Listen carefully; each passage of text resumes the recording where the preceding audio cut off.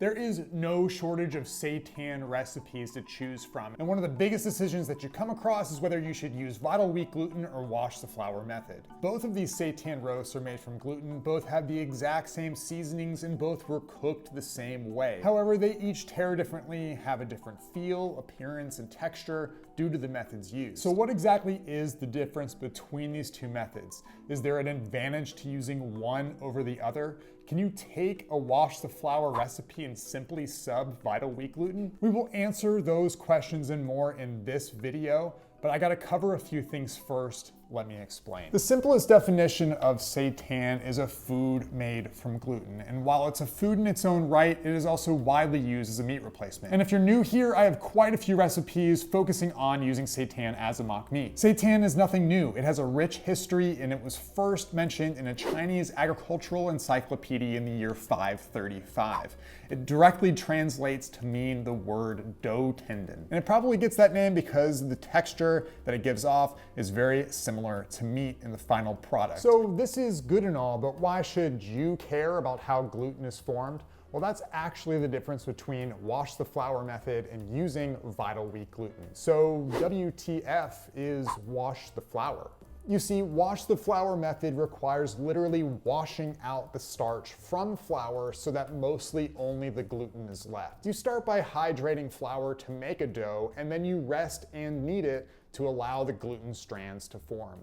Step 2 is to wash the starch out of the dough, leaving the pre-formed gluten strands behind. You then take that gluten and either cut or tear in desired seasonings, after which you cook and then do your final prep according to the recipe. And on the other hand, you have gluten flour, and this is where we get into the major differences. Vital wheat gluten, or as I'll refer to it, gluten flour, to keep it simple, is more of an ingredient than a method. And this stuff is made by hydrating hard wheat flour and then washing the starch out just like you would with wash the flour method. The difference is that the company you buy the vital wheat gluten from does this all for you. So it's essentially a convenience product. To use gluten flour, you simply put your vital wheat gluten into a bowl, add in any other seasonings, add in hydration, and then let it rest, shape, and knead it per your recipe.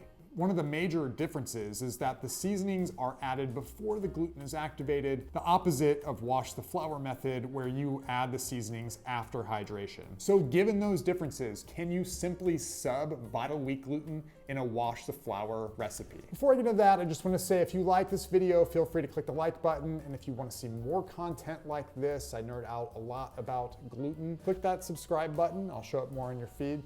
And if you want to support the channel, feel free to check out my Patreon, that's linked below, as well as my other social media handles where you can follow me there. So, can you simply sub vital wheat gluten in a wash the flour recipe? And the answer is no.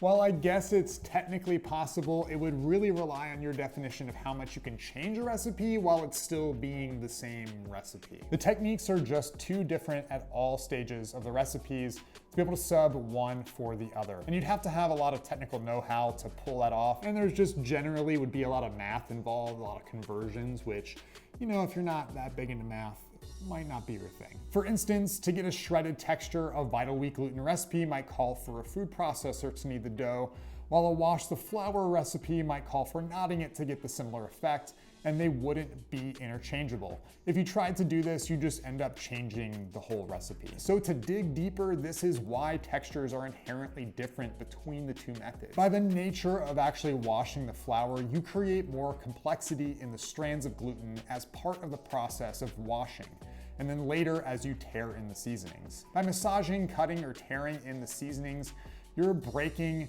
stretching, and putting the strands of gluten back together, which results in a more complex texture. Conversely, with gluten flour, you have more control over the complexity of the gluten in the final product, but because of that, it requires more work once you hydrate the dough to get similar results to wash the flour method. So you're probably saying, Mike, this is all well and good, but what is the best method? And the answer is, it depends. It depends on what you're trying to accomplish. So let's get into some recommendations. I found that if you're looking to create a dense, well-textured roast or mimic, say, ham or beef, then you're better off using wash the flour method. Now that isn't to say you can't get similar results with vital wheat gluten. There are loads of recipes that are fantastic out there that will get you similar results. It's just in my experience, it's easier to use wash the flour method to get that texture. However, if you're new to making seitan, I would start with a vital wheat gluten recipe. The reason for this is that there are more of these recipes available online,